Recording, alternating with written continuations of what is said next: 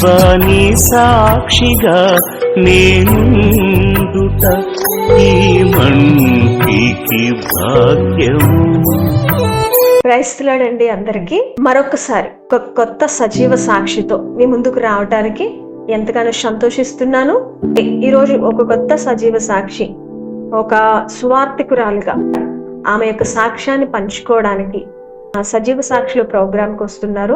ఈ యొక్క సువార్తికురాలు యొక్క సాక్ష్యము కూడా అనేక మందిని ప్రభావితం చేస్తుందని నేను ఎంతగానో ఆశిస్తున్నాను. సజీవ సాక్షి యొక్క పేరు ఏ కమలా గారు. ఈమె కైలాసపురం అనే స్ట్రీట్ లో కస్తూరి నగర్ 2లో విశాఖపట్నంలో సువార్తికురాలుగా పనిచేస్తున్న కమలా గారు ఆమె జీవితంలో ఎలా సువార్తికురాలుగా మారిందో మనం ఈరోజు కమలా గారి మాటల్లో విందామండి. ప్రైజ్లాడండి. వెల్కమ్ టు ద సజీవ సాక్షిలో. మీరు ఈ సాక్ష్యాన్ని ఎక్కడ కాకుండా అంటే ఛానల్లో కాకుండా ఇంకెక్కడైనా ముందు చెప్పారండి? చెప్పాను సాక్షి. ఇంటింటికి సువార్త చేస్తాం కదా, వాళ్ళ అవసరాన్ని బట్టి నాది ఏమైనా ఉపయోగపడినట్లయితే వాళ్ళకి నేను సాక్ష్యం చెప్పాను. కమలా గారు, మీరు ఇప్పుడు సువార్తికురాలుగా మారారు, ఓకే అండి. కానీ సువార్తికురాలుగా మారక ముందు మీ చిన్ననాటి జీవితము అంటే దేవునితో ముడిపడి ఉందా, లేకపోతే ఎటువంటి స్థితిలోంచి వచ్చారు మీరు? నేనంటే చిన్నప్పుడు అంటే నాకు దేవుడు అంటే తెలీదు. మేము అన్నుల నుండి వచ్చాము. అయితే అన్నుల నుండి వచ్చిన తర్వాత కొంత 5వ తరగతి అలా చదివినప్పుడు ఒక టీచర్ గారు మమ్మల్ని సండే స్కూల్కి తీసుకెళ్ళేది, చర్చికి తీసుకెళ్ళాక అలాగే వెళ్తుండేవారు. ఒక 2 సంవత్సరాల తరువాత ఆమె మా అమ్మగారికి బాగాలేదు. మా అమ్మగారికి పచ్చకాములు వచ్చేస్తే చాలా మంది దగ్గరికి తిరిగాక ఇంకా బతకదు, చాలా ముదిరిపోయింది అని చెప్పేశాక ఇంకా మాకు ఏం చెయ్యాలో తెలియదు. మేము చిన్నపిల్లలు ఇప్పుడువి, మా అన్నయ్య, నేను, మా చెల్లి. అయితే ఆ తర్వాత ఏమో నాకెవరో చెప్పారనమాట, ఇలాగా మీ అమ్మగారిని ఆ చర్చి దగ్గర తీసుకెళ్ళి ప్రేయర్ చేయించండి అమ్మా పాస్టర్ గారితో, అప్పుడు దేవుడు యేసుప్రభు చాలా కార్యాలు చేశాడు కదా, మీ అమ్మగారిని కూడా ముడతారు అనగానే నాకు కొంచెం ఆశ కలిగింది. అయితే అమ్మని తీసుకొని మేము చర్చికి వెళ్ళడం జరిగింది. కల్వర్ చర్చికి, అల్లిపురంలో ఉంటుంది. ఆ చర్చిలో చాలాసేపు మా అమ్మ నేను చాలాసేపు 2 గంటల సేపు అక్కడే ఉండిపోయాం చర్చిలో. అయితే నేను కూడా తెలియలేని ఊహల్లో ప్రార్థన చేశాను అక్కడ. నా తల్లిని బతికించి ప్రభా స్వస్థపరచు అనేది అంతే, నాకు ఇంకేం ప్రార్థన తెలియదు అక్కడ. అయితే తర్వాత 2 రోజులకి మళ్ళీ టెస్ట్ తీసుకెళ్తే పచ్చకాములు లేవమ్మా, బాగుంది అనేసి అమ్మకి ఇంకా దేవుడు స్వస్థపరిచాడు, ఆరోగ్యం ఇచ్చాడు. అక్కడ నుండేమో ఇంకా మేము చర్చికి ఇంకా వదలకుంటే వెళ్ళేవారు అనమాట. ముందు వరకు మీరు చర్చికి వెళ్ళేవారు కాదు, నాకు తెలియదు అసలు దేవుడు అంటే ఏటో తెలియదు, యేసుప్రభు అంటే ఎవరో తెలియదు అసలు. ఆ టీచర్ గారు చెప్పిన తర్వాత నుండి అమ్మకి స్వస్థ వచ్చిన తర్వాత నాకు యేసుప్రభు అంటే ఎంత మహిమగల దేవుడా అని అనుకొని ఇంకా విడిచిపెట్టలేదు. అప్పటి నుండి విడిచిపెట్టకుండా వెళ్తూ ఉంది. అంతవరకు మామూలు జీవితమే, అంటే ఇలాగా ఉండాలి ఇలా చెయ్యాలని కాదు, అన్నిట్లో ఉండిపోయేవారు అనమాట. అన్ని విషయాల్లో నేను పాల్గొండేదాన్ని. ఇది చేయకూడదు అది చెయ్యాలని నాకు తెలిసేది కాదు, వాళ్ళు ఉండేవారు కాదు. అది సినిమాలు కదా మీరు చెప్పారు కదా అప్పటి నుంచి చర్చికి వెళ్తున్నాను అని, అప్పటి నుంచి చర్చికి వెళ్ళడం స్టార్ట్ చేశారు. మరి మీ ఇంట్లో మీ ఫాదర్ గాని ఇంకా మిగిలిన మీ రిలేటివ్స్ ఏమనలేదండి? ఇష్టం ఉండేది కాదు. ఎల్లొద్దటి మాకు కొట్టేసేవారు కూడా. అయితే మేము దొంగచోటని ఎలాగైనా సరే టీచర్ గారితో వెళ్ళిపోవాలి, ఆదివారం వస్తే వెళ్ళిపోవాలి తెల్లవారి అని చెప్పేసి ముగ్గురు స్నానాలే చేసి శనివారమే చేసేవారు. ఆదివారం తెల్లవారి 6 గంటల కల్లా చర్చికి వెళ్ళిపోయేవారు. అది ఎక్కడికి రేడి రూమ్ దగ్గరికి వెళ్ళాలి, ఆ చర్చికి చాలా దూరం అనమాట. అయినా ఆ టీచర్ గారు మాత్రం మమ్మల్ని తీసుకొని వెళ్ళిపోయేవారు. వెళ్ళిపోయిన తర్వాత ఇంకా 2-3 సార్లు కొట్టారు అంతే డాడీ. తర్వాత అతను కూడా ఏమనలేకపోయారు. ఫోన్లో పిల్లలు ఇష్టం కదా వెళ్ళే అని వదిలేశారు. మేము 10th వరకు చదువుకున్నాం.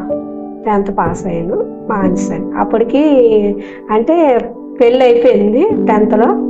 ఇంకా చదువుకోలేదు. ఇంకా అక్కడ నుండి పెళ్లి అయిపోయిన తర్వాత పెళ్లి కూడా ఒక విచిత్రంగా అయ్యింది. అమ్మాలంటే అప్పుడు అక్కడ నుండి అమ్మ నాన్న కూడా మారిపోయారు. యేసుప్రభు అంటే ఎవరు, రక్షకుడు అని తెలుసుకొని యేసుప్రభులోకి వచ్చేసారు. ఇంకా మేమంతా చర్చికి వెళ్ళేవారు. అక్కడ నుండి పెళ్ళైన తర్వాత మా ఆయన ఎటు చేశారంటే, అతను అబ్బాయి ఎటు చేశారు, నన్ను చేసుకోవాలనుకొని బాప్తిసం తీసుకున్నారు. నిజమైన మారు మనసు అతనికి లేదు. అంటే క్రిస్టియన్ మ్యారేజ్ చేసుకోవాలి, బాప్టిస్ట్ అంటే ఈ అమ్మాయిని ఎలాగైనా చేసుకోవాలి. మా ఇంట్లో వాళ్ళకైతే అతనికి ఇవ్వటానికి ఇష్టం లేదు. ఇష్టం లేకపోతే నేను ఎలాగైనా చేసుకోవాలి ఈ అమ్మాయిని అనేసి, అమ్మాయిని క్రైస్తవులకి అయితే మేము ఇస్తాం, హిందువులకి ఇవ్వనగానే వెంటనే బాప్టిస్ట్ని తీసేసుకున్నాడు. తీసేసుకున్న తర్వాత ఏమో ఇంకా ఇద్దరిని చర్చికి, నేను ఎప్పుడైతే తీసుకున్న పెళ్ళి అయిందో అక్కడ నుండి నాతో రావడం మొదలు పెట్టాడు. నాకు 91లో పెళ్ళైంది. 91 నుండి మేము కలవర చర్చికెళ్ళాం. 2002లో అనుకుంటాను. నాకు 3 పిల్లలు పుట్టేసిన తర్వాత అతను చాలా బాగా చూసేవారు. అక్కడ నుండి అతను తప్పుడుతో పెట్టేశారనమాట. అంటే వేరే స్త్రీతో సంబంధం పెట్టుకొని ఇంకా రకరకాలైన మాటలు మాట్లాడటం, గొడవలు పడటం అన్ని చేసేవాడు. నాకు ఎంతవరకైనా అనుభవిస్తాం ఎలాగైనా చెప్పేసి నాకు ఒకసారి వెళ్ళి నేను చర్చికి వెళ్ళిపోయి ప్రేయర్ చేసుకున్నాను. ముందు రోజే మాకు మా ఆయనకి చాలా పెద్ద గొడవ అయింది. అయ్యాక నువ్వెంత నేనంత అని, సరే ఇంకా నువ్వులాగుండు, నేను ఎలా ఉంటాను అనేసి అనుకొని నేను చర్చికి వెళ్ళిపోయాను. చర్చికి వెళ్ళిపోతే అక్కడ వాక్యంతో దేవుడు మాట్లాడాడు. నేను ఏర్పరిచి నువ్వు విడిచిపెట్టడానికి లేదు, నేను చెరిపేవాడిని కాదు కదా, నీ జీవితాన్ని నేను కట్టేవాడిని అని చెప్పి వాక్యంతో పాస్టర్ గారు మాట్లాడుతున్నారు. ఆ బాబాయ్ నా కోసం వచ్చితేమో, నా కోసమే మాట్లాడారు పాస్టర్ గారు, దేవుడు నాతో మాట్లాడుతున్నారని ఇంకా నేను ఇతనితో కూడా పెట్టుకోవడం మానేశాను అనమాట. అతను కూడా నాకు ఎప్పుడైతే నేను అతను ఏమన్నా అన్నపోవడంలో అతను ఏంటంటే చాలా వరకు మారాడు. ఇంకా నా ఊసి తేడం మానేస్తే అది అతను మున్సిపాలిటీలో గవర్నమెంట్ జాబ్, అతనికి డ్రైవింగ్ చేస్తారు, హెల్త్ డ్రైవర్ కింద చేస్తారనమాట. అయితే అక్కడ నుండి అతను ఏం చేశారు, ఇంకా అనేవారు కాదు కానీ, మామూలుగా కొట్టేవారు కాదు కానీ, ఇంకా మాట అంటాం మొదలు పెట్టారు. ఆ మొదలు పెట్టాక మాటలు తట్టుకోలేకపోయిందండి అనమాట. ఇతను నన్ను అండవా, ఎంత మాటలు నన్ను అండవా, నేను తప్పు చేయలేదు కదా, నన్ను అంటున్నాడు ఏంటి ఇతనని అదొక పట్టుదల, అదొక కోపం, ఉగ్రత నాలో వచ్చింది అనమాట. వచ్చేస్తే ఇంక ఇతను లాభం లేదు, ఇతనితో మాటలు నేను కాయకూడదు అని చెప్పేసి ఏదైనా జాబ్ చేసుకోవాలని అప్పుడు అనుకున్నాక, అయితే నేను చదివే తక్కువ కదా, నాకు ఎవరు జాబ్ ఇస్తారు, నేను జాబ్ కూడా ఇప్పుడు ఏదైనా కావాలన్నా డిగ్రీలు అడుగుతారు కదా అనేసి ఆలోచించి, ఇంకా చిన్నప్పటి నుండి మేము ఏ పని చేయటానికి మా నాన్న పంపించేవాడు కాదు, బయటికి వెళ్ళేవారు కాదు, అన్ని తెచ్చి పడిస్తేవారు. మేము బయటికి పక్క వాళ్ళ ఇళ్ళకి కూడా వెళ్ళిచ్చేవారు కదా డాడీ అయితే. అలా పెరిగిన వాళ్ళని ఒకసారి బయటకు వెళ్ళాలంటే కష్టం అనిపిస్తుంది కదా, అయితే కష్టంగా ఉండేది అనమాట వెళ్ళకూడదు అనేసి. ఇంకా చర్చికి వెళ్ళాక అతను దేవరత్న పీపీఎస్ఐ గారు చర్చిలో చైర్మన్ గారు, అయితే అతని దగ్గరికి వెళ్ళి అతను అప్పుడే ఆ వారంలోనే అతను ప్రకటన చేశాడు. ఎందుకంటే మాకు సువార్తకులు కావాలి, డోర్ టు డోర్ పిల్లలు అది జాగ్రత్తగానే చూసుకునేవారండి, జాగ్రత్తగానే చూసుకునేవారు. పిల్లలు చాలా బాగా చూసుకునేవారు. అతను పిల్లల విషయంలో అయితే ఏమాత్రం ఇచ్చేసేవారు కాదు. కానీ మీకు సమస్య మాత్రం ఉండేది అంతే, నా వరకే సమస్య ఉండేది అనమాట. పిల్లల్ని అయితే బాగా చూసుకునేవారు. అతను పిల్లల్ని ఏమనడం కానీ కొట్టడం కానీ ఏం చేసేవారు కాదు, చాలా మంచి అతను. ఒక స్త్రీ తగిలినప్పుడు తన జీవితం ఎలా మారిపోయిందంటే చాలా రూపంగా మారిపోయింది అనమాట. అంటే కరుకోటుకుల్లాగా అయిపోయాడు అనమాట. ఒక్కొక్క టైంలో భయం వేసేది, ఏం చేస్తాడేమో నాకే భయం వేసేది అనమాట. అతను అలా మాట్లాడినప్పుడు భయం వేసి ఇంకెతను తొండకూడదు అనిపించేది అనమాట. అయితే ఇంకా చర్చికి వెళ్ళినప్పుడు పీపీఎస్ఐ అంకులు మరి చాలా పీపీఎస్ఐ గారు ఇలా చెప్పారు, సువార్త కావాలంటే అక్కడ నుండి వెళ్ళింది నేను అడిగాను. అతనైతే అడగగానే నువ్వు డిగ్రీ చదువుకున్నావా లేకపోతే నీవు ఎక్కడ అనౌన్స్ చేశారు వార్తకులు కావాలంటే చేసినప్పుడు నేను ఆ వారం కాకుండా మరుసటి వారం వెళ్ళి నేను అడిగాను అతన్ని, పీపీఎస్ఐ గారిని అడిగగానే అయ్యగారు ఎంత అన్నారు, లేదమ్మా ఇంకొక వ్యక్తి కూడా వచ్చారు, నీకు కూడా ఆమెకే కబురు పెడతాం, ఫోన్ చేస్తాం, వెళ్ళిపోండి అమ్మా అని చెప్పారు. కానీ వెళ్ళప్పుడు అతను ఏంటంటే నువ్వు ఎంత చదువుకున్నావు, ఎక్కడున్నావు ఏం అడగలేదు అతను అడగలేదు. అంత మంచి వ్యక్తి ఉంటారా అనిపించింది అనమాట నాకైతే. వారం రెండో వారం కూడా అతను ఫోన్ చేయలేదు. తర్వాత ఫోన్ చేశారు. అంటే చర్చిలో కూర్చున్నాను సండే, మళ్ళీ 2 వారాల తర్వాత చర్చిలో కూర్చొని వాయికి వాళ్ళకిస్తే అతనే కప్పులు పెట్టి కమలని సోమవారం నుండి సువార్తకు రమ్మనమ్మని కప్పులు పెట్టి, నాకు ఎంత సంతోషం వేసిందంటే చాలా సంతోషం వేసింది. అంటే ఏమి క్వాలిఫికేషన్ ఏమి అడగకుండా నేను చేస్తాను అయ్యగారు అనగానే ఎంత బేగా నన్ను ఆదరించారు ఈ వ్యక్తి అనేసి నాకు చాలా అతని మీద ఇప్పుడు కూడా చాలా గౌరవం అనమాట. అయితే ఎవరైనా అడుగుతారు ఎంత చదువుకున్నా ఏం చేస్తున్నామ్మా నువ్వు ఎక్కడున్నా, అతను ఏమీ అడగలేదు. ఎప్పుడైనా నువ్వు సువార్త చేసావమ్మంటే నేను చేశానండి అని చెప్పాను. చేశానని చెప్తే సరే నుండి ఇప్పుడు వరకు మరి డోర్ టు డోర్ సువార్త నేను చేస్తున్నాను యేసుప్రభు కోసమే. మరి యేసుప్రభు అంటే డైలీ చేస్తారండి? డైలీ రోజు 9 గంటలకు వెళ్తాం, 1 గంట వరకు చేస్తాం. చాలా మరి ఆ కుటుంబాలకి ఈ మాటలు నా సాక్ష్యం వారికి చెప్పి వారిని నేను మరి బలపరుస్తున్నాను. మరి దేవుడు నాకు ఎంతవరకు మరి తోడుకుంటే నడిపిస్తున్నాడు. కమల గారు, మరి మీరు ఇలా స్వార్థికురాలుగా మారారని చెప్పారు కదా, చర్చిలో అనౌన్స్ చేయడం అంటే పరిస్థితులన్నీ మీకు అనుకూలంగా దేవుడు మార్చాడు. మీరు స్వార్థికురాలుగా చేస్తున్నారు. మరి మీరు స్వార్థ చెప్తున్నప్పుడు చాలా వీడియోస్ లో చూస్తున్నాం ఇలా వ్యతిరేకతలు వస్తున్నాయి. మరి మీకు అటువంటివి ఏమి ఎదురు కాలేదండి? ఇంకా చాలా వ్యతిరేకలు వచ్చాయి. ఒక్కొక్కరు అయితే చాలా బండబుద్ధులు తిట్టడం, మీరు మొగుళ్ళు వదిలేశారు, మీరు ఊరి మీద పడిపోతున్నారు, మీరు మార్చేస్తున్నారు, భారత మాతను వదిలేసి బ్రిటిష్ వారిని తీసుకొచ్చి పూజిస్తున్నారు, వాళ్ళకి విలువిస్తున్నారు, వాళ్ళు మార్చేస్తున్నారని చాలా వరకు వచ్చి మీరు చదువుకున్న వాళ్ళు కదా, ఉద్యోగాలు చేసుకోవచ్చు కదా, మత మార్పిడి ఎందుకు చేస్తున్నారని చాలా వరకు గొడవలు వచ్చాయి. అయినా అవన్నీ మేము మాటలతోనే ఎదిరించి మరి సువార్త అయితే కొనసాగిస్తాం.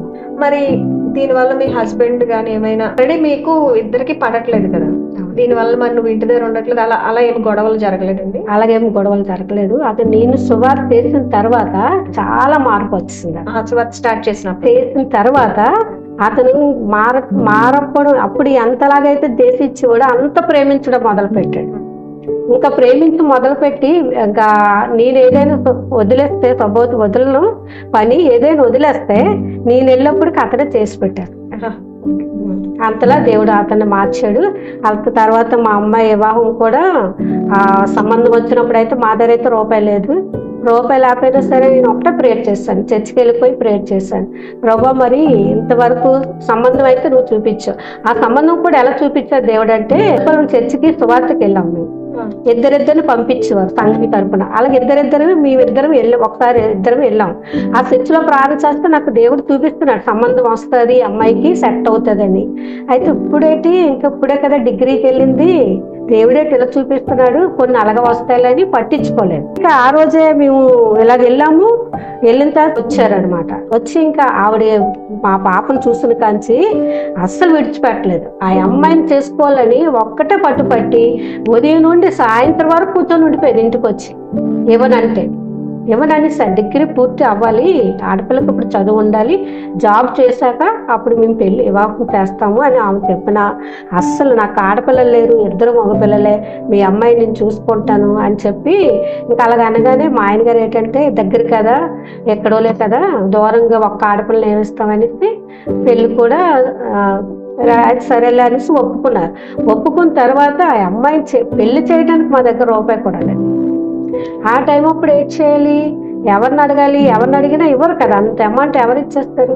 ప్రేయర్ చేసి మా ఆయన గారికి చెప్పాను, మీకు నూనె వస్తుంది కదా, నూనె పెట్టండి అంటే అతనేటన్నారు 15 రోజులైనా పట్టేస్తుంది లేదా 4 రోజులైనా పట్టేస్తుంది, ఈ నూనె పెడతాను చెప్తే, లేదండి మీరు వెళ్ళండి అవుతుందంటే ఆ నూనె అయితే 3 రోజుల్లోకి అయిపోయింది. 10 లక్షల లోన్ పెట్టుకున్నాం. ఘనంగా దేవుడు జరిపించారు. ఆ పెళ్ళిలో కూడా ప్రసాద్ అయ్య గారు ఉన్నారు, దగ్గరుండి జరిపించారు.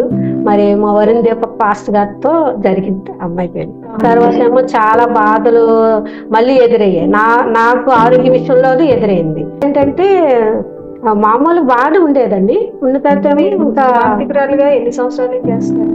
10 సంవత్సరాలు డోర్ టు డోర్ 10 సంవత్సరాలు. 2 సంవత్సరాలు లాక్డౌన్ లో ఆగిపోయాము. మళ్ళీ ఆగిపోయిన తర్వాత మళ్ళీ మేము వెళ్ళి అడగగానే అయ్యగారు సరే అమ్మా చెయ్యండి, మీరు ముందు చేస్తున్నారు కదా అని మళ్ళీ మాకు అది ఇప్పించారు. కమల గారు, మీ జీవితంలో జరిగిన అద్భుతాలు ఏమైనా దేవుడు చేసింది? చేశాడు. ఎందుకంటే మా అమ్మాయి పెళ్లికి ముందు 2 రోజుల ముందు ఇతనికి బాగా విపరీతంగా నొప్పి వచ్చింది కడుపులో. మా హస్బెండ్ వెళ్ళి ఆసుపత్రికి వెళ్తే తీసుకొని వెళ్ళిపోయాం నైట్. అతను అన్నారు చాలా పెద్ద రాయి ఉన్నదమ్మా కిడ్నీలో, దానికి ఆపరేషన్ చేయాలి, ఆపరేషన్ చేయాలంటే ఒక 50,000 పట్టుకోవాలన్నారు.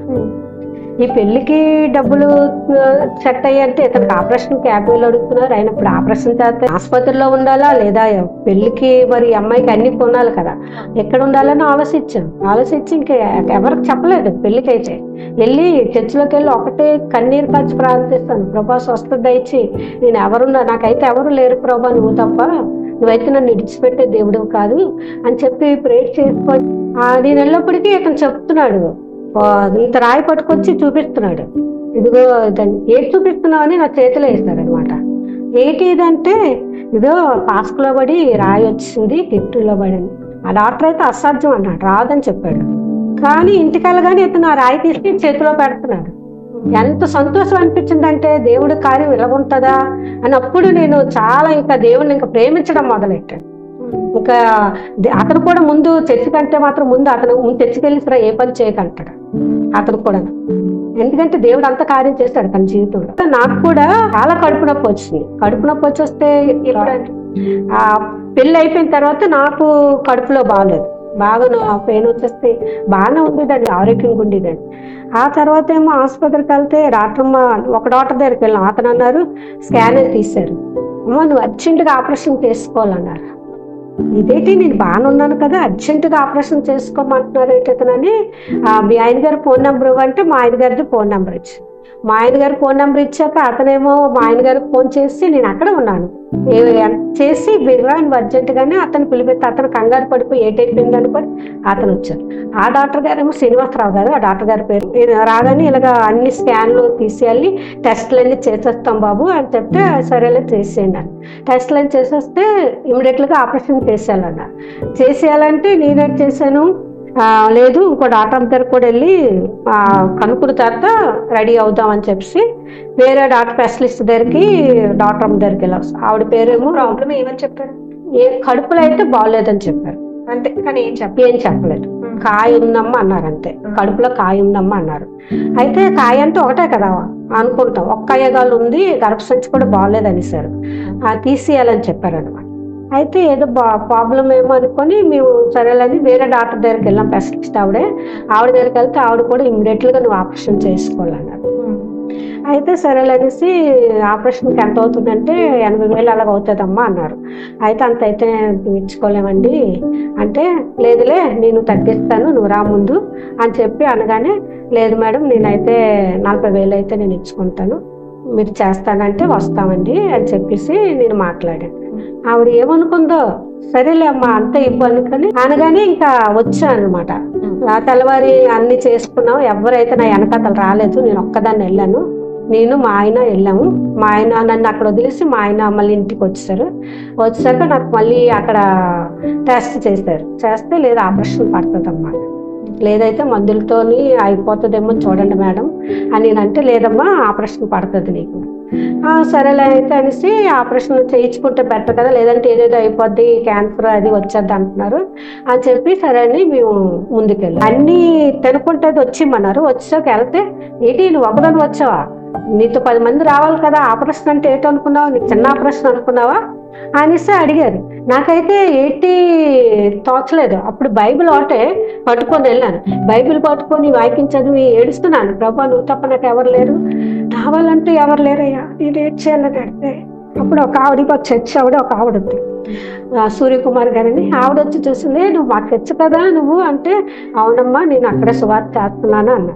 అందుకని ఇంకా ఆవిడైతే 2 నర్సులు పట్టి మనోలే బాగా చూడండి అంటే, ఇద్దరు దేవదత్తులాగా, ఇద్దరు నాకు ఎవరు లేరు కదా, అటువైపు ఇటువైపు దేవదత్తులాగా ఉండేవారు 2 అమ్మాయిలు, యవనమ్మాయిలు 2 దేవదత్తులాగా ఉండి నన్ను లేపడము నడిపించడం 2 అమ్మాయిలు చేశారమ్మా. అసలు అయితే ఆపరేషన్ అవుతుంది, ఆపరేషన్ తీసుకెళ్ళిపోయారు, చాలాసేపు చేశారు ఆపరేషన్. అయితే నేను ఇది లేదు తిమిరించేసి వేసేస్తారు కదా, అయితే నాకు వాళ్ళ మాటలు వినబడుతున్నాయి, ఎలాగుంది ఇవిడి ఇంతవరకు అసలు అన్నం తినిదా, తిరిగిదా అనేసి మాట్లాడుకుంటున్నారు. నేను అనుకున్నాను ఏంటి వీళ్ళు ఎలా మాట్లాడుకుంటున్నారు అంటే, అయితే బాబు పెద్ద డబ్బా తీసుకురండి అన్నారు. వీళ్ళు చెప్పారండి, మా ఆయన బయట ఉంటే మా ఆయన చెప్పారండి. అతనేమో ఇంత డబ్బా పట్టుకొని వచ్చారు. వస్తే 12 కాయలు తీశారు కడుపులో. 12 కాయలు తీసి ఆ డబ్బాలు వేసి మా ఆయన గారికి చూపించారు. ఇంతవరకు బతికొందంటే అది దేవుడు కాపాడాడు మిమ్మల్ని అనేసి ఆవిడ ఆశ్చర్యపోయింది.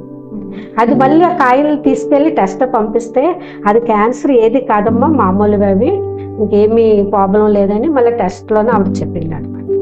దేవుడు అంత కార్యం, అంత స్వస్థత నాకు ఇచ్చాడమ్మా.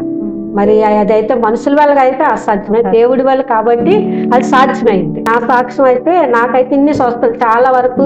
మరి గృహం లేని స్థితిలో కూడా ఇల్లు అంటూ లేదు. అయితే చిన్న ఇంట్లో ఉండేవారివి, 3 కుటుంబాలు ఉండేవారివి, మా మరిది, మా బావగారు, మేము. అయితే ఇలాగ ఒక గోడ ఉండేది మధ్యలో, అవతల పక్క ఇంటికి మా ఇంటికి. ఆ గోడ పక్కన పడుకుంటే ఆ గోడ ఎరగొట్టమని చెప్పారంట. నేను కడుపుతో ఉన్నాను, మా ఆయన ఇలా పడుకుంటే గోడ ఎరగొట్టేస్తున్నాడు అవతల పక్క వాడు. ఎరగొట్టేస్తే ఆ గోడ ఎటు పడాలి, ఇటు పడాలి. ఇటు పడకుండా ఆలవైపు పడిపోయింది ఆ గోడ. దేవుడు అదొకటి నాకు అక్కడ కార్యం చేశాడు. అలాగే చాలా మరి మా ఎన్నో కార్యాలు దేవుడు. ఇంకా నేనైతే అవి ఆలోచించుకుంటే ఇన్ని కార్యాలు మనుషులైతే చేయలేరు. రక్త సంబంధులకు కూడా చాలా వరకు ఏడం పెట్టేశారు. కానీ దేవుడైతే మమ్మల్ని హత్తుకొనే ఉన్నాడమ్మా. మరి ఆయన ప్రేమ చాలా గొప్పది. మరి ఎవరిస్తాను కూడా సరిపోదు అసలు. అన్ని కార్యాలు నా జీవితంలో చేశాడు. చక్కటి గృహాన్ని ఇచ్చాడు, ఏది నోటు లేకుండా. మరి పిల్లలైతే 2 పిల్లలు కూడా మరి MBA చేస్తున్నారు. అమ్మాయికి పెళ్ళి అయిపోయింది, అమ్మాయికి కూడా పాప బాబు. మా దేవుడి సాక్ష్యం. మరి 2 అమ్మాయిలేనండి? 2 పాప బాబు. నాకు 2 బాబులు, 1 పాప. పాప ఒక్కదానికే పెళ్ళైంది. ఆ పాపకి పాప బాబు. విన్నారు కదండి కమలా గారి యొక్క సాక్ష్యము. కమలా గారి యొక్క జీవితంలో ప్రతి ఒక్కరి ఇంటిలో కూడా సామాన్యంగా ఉండే స్త్రీలు ఎలా అయితే ఉంటారో అలా జీవించిన కుటుంబాలలో ఇలాంటి సమస్యలు అనేకమైనవి ఉంటాయి. భర్తతో గొడవ, లేకపోతే ఇది చేయొద్దు అది చేయొద్దని, ఇలాంటి సమస్యలు అందరికీ ఉంటాయి. ఇటువంటి సమస్యలు ఉన్నా సరే ఇప్పటికీ కూడా ఆగకుండా డోర్ టు డోర్ వెళ్ళి సువార్త చేయడానికి ఒక సువార్తికురాలిగా, అక్కడ ఏదో ఇదొస్తుంది అదొస్తుంది అని కాదు, కానీ కమలా గారిలో ఉన్న విశ్వాసం ఏంటంటే, నాకు దేవుడు ఇన్ని కార్యాలు చేశాడు, నాకు స్వస్థతను దయచేశాడు, నా హస్బెండ్ని మార్చాడు, నా హస్బెండ్కి స్వస్థత దయచేశాడు, ఇన్ని రకాలుగా నా కుటుంబాలు అనేక కార్యాలు చేస్తుంటే దేవుని సువార్త చేయాలి, నాకంటూ నేను నిలబడాలి అనుకున్నప్పుడు దేవుడే చదువు లేకపోయినా సరే తన కొరకు నిలబెట్టుకుని ఇప్పటికి ఇంకా సజీవిగా మన ముందు ఒక సాక్షిగా కమలా గారిని నిలబెట్టాడు. కాబట్టి ఈ సాక్ష్యం ద్వారా మనము కూడా సమస్యలు వస్తున్నాయని దేవుడు మనతో మాట్లాడతాడండి. మాట్లాడినప్పుడు మనం అది తెలుసుకోవాలి. ఎందుకంటే కమలా గారి జీవితంలో భర్తతో గొడవపడి చర్చికి వెళ్ళినప్పుడు దేవుడు మాట్లాడినప్పుడు గొడవ పడకుండా, గొడవకి అంటే సై అనకుండా తగ్గడం వల్ల దేవుడు ఇంకా హెచ్చించి మరలా భర్త ప్రేమించే విధంగా దేవుడు చేశాడు. కాబట్టి ఇలా దేవుడు మనకి సూచించే సూచనలు కానీ లేకపోతే ఇచ్చే హింట్స్ కానీ మనం తెలుసుకున్నప్పుడు దేవుడు ఖచ్చితంగా మన జీవితంలో అద్భుతాలు చేస్తాడు. కమలా గారి జీవితంలో అద్భుతాలు చేశాడు. నా జీవితంలో అద్భుతాలు చేయడానికి దేవుడు సిద్ధంగా ఉన్నాడు. కాబట్టి మనందరము కూడా దేవుడు అద్భుతాలు చేయడానికి మనం ముందుగా దేవుడు ఏదైతే మనకి చేయాలని అనుకుంటున్నాడో దాన్ని మనము చేయడానికి దేవుడికి అవకాశం ఇవ్వాలి. దేవుడికి అవకాశం ఇవ్వడానికి మనము కూడా ప్రార్థన చేసుకుందాము. అలాగే ఇటువంటి సమస్యలతో ఎవరైనా బాధపడుతున్నారంటే స్క్రీన్ మీద కనిపిస్తున్న నెంబర్కి కాల్ చేయండి, మేము మీ కొరకు ప్రార్థనలు చేస్తాము.